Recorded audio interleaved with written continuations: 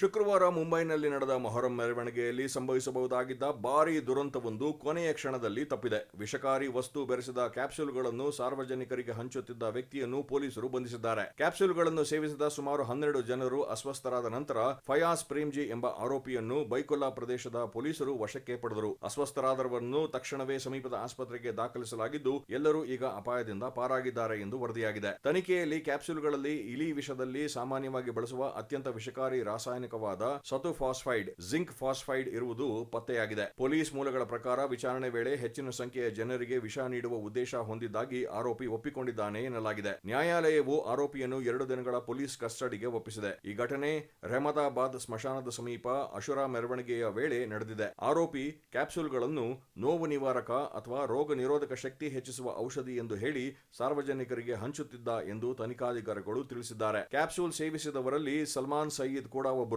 ಅವರು ಕ್ಯಾಪ್ಸೂಲ್ ಸೇವಿಸಿದ ಕೆಲವೇ ಸಮಯದಲ್ಲಿ ಹೊಟ್ಟೆ ನೋವು ಮತ್ತು ವಾಂತಿಯಿಂದ ಬಳಲಿದ್ದಾರೆ ಎಂದು ತಿಳಿದುಬಂದಿದೆ. ಪೊಲೀಸ್ ಉಪಆಯುಕ್ತ ಜಯಂತ್ ಮೀನಾ ಕ್ಯಾಪ್ಸೂಲ್ಗಳಲ್ಲಿ ಸತುಫಾಸ್ಫೈಡ್ ಬೆರೆಸಲಾಗಿತ್ತು ಹಾಗೂ ಆರೋಪಿಗೆ ಇಂತಹ ಔಷಧಿ ಅಥವಾ ವಸ್ತುಗಳನ್ನು ವಿತರಿಸಲು ಯಾವುದೇ ಅಧಿಕಾರ ಇರಲಿಲ್ಲ ಎಂದು ದೃಢಪಡಿಸಿದ್ದಾರೆ. ಪೊಲೀಸರು ಆರೋಪಿಯಿಂದ ಸುಮಾರು 14,900 ಕ್ಯಾಪ್ಸೂಲ್ಗಳನ್ನು ವಶಪಡಿಸಿಕೊಂಡಿದ್ದಾರೆ. ತನಿಖೆಯ ಪ್ರಕಾರ ಪೊಲೀಸರು ಮಧ್ಯಪ್ರವೇಶಿಸುವ ಮೊದಲೇ ಗಣನೀಯ ಸಂಖ್ಯೆಯ ಕ್ಯಾಪ್ಸೂಲ್ಗಳನ್ನು ಸಾರ್ವಜನಿಕರಿಗೆ ವಿತರಿಸಲಾಗಿತ್ತು. ಇದಲ್ಲದೆ ಆರೋಪಿ 30,000 ಖಾಲಿ ಕ್ಯಾಪ್ಸೂಲ್ಗಳು ಮತ್ತು 50 ಕಿಲೋಗ್ರಾಂ ಸತುಫಾಸ್ಫೈಡ್ ಅನ್ನು ಖರೀದಿಸಿದ್ದಾನೆ ಎಂಬ ಮಾಹಿತಿಯು ತನಿಖೆಯಲ್ಲಿ ಬೆಳಕಿಗೆ ಬಂದಿದೆ. ಈ ದುರಂತವನ್ನು ತಡೆಯುವಲ್ಲಿ 3 ಮಹಿಳಾ ಸ್ವಯಂ ಸೇವಕರ ಜಾಗರೂಕತೆ ಮಹತ್ವದ ಪಾತ್ರ ವಹಿಸಿದೆ ಎಂದು ಪೊಲೀಸರು ತಿಳಿಸಿದ್ದಾರೆ. ಅವರಲ್ಲಿ ಒಬ್ಬರು ಆರೋಪಿ ಅನುಮಾನಾಸ್ಪದ ರೀತಿಯಲ್ಲಿ ಕ್ಯಾಪ್ಸೂಲ್ಗಳನ್ನು ಹಂಚುತ್ತಿರುವುದನ್ನು ಗಮನಿಸಿ ಇತರ ಸ್ವಯಂ ಸೇವಕರೊಂದಿಗೆ ಸೇರಿ ಆತನನ್ನು ಪ್ರಶ್ನಿಸಿ ತಕ್ಷಣವೇ ಪೊಲೀಸರಿಗೆ ಮಾಹಿತಿ ನೀಡಿದ್ದಾರೆ. ಪರಿಶೀಲನೆ ವೇಳೆ ಆರೋಪಿ ಕ್ಯಾಪ್ಸೂಲ್ಗಳು ರೋಗ ನಿರೋಧಕ ಶಕ್ತಿ ಹೆಚ್ಚಿಸುವ ಔಷಧಿ ಎಂದು ಹೇಳಿದ್ದಾನೆ. ಆದರೆ ಸ್ವಯಂ ಸೇವಕರು ಒಂದು ಕ್ಯಾಪ್ಸೂಲ್ ಅನ್ನು ತೆರೆದು ಅದರೊಳಗಿನ ಪುಡಿಯನ್ನು ಗಮನಿಸಿದಾಗ ಅನುಮಾನಗೊಂಡು ತಕ್ಷಣವೇ ಅಧಿಕಾರಿಗಳಿಗೆ ಮಾಹಿತಿ ನೀಡಿದ್ದಾರೆ. ಇದರ ಬೆನ್ನಲ್ಲೇ ಧ್ವನಿವರ್ಧಕಗಳ ಮೂಲಕ ಸಾರ್ವಜನಿಕರಿಗೆ ಎಚ್ಚರಿಕೆ ನೀಡಲಾಗಿದ್ದು,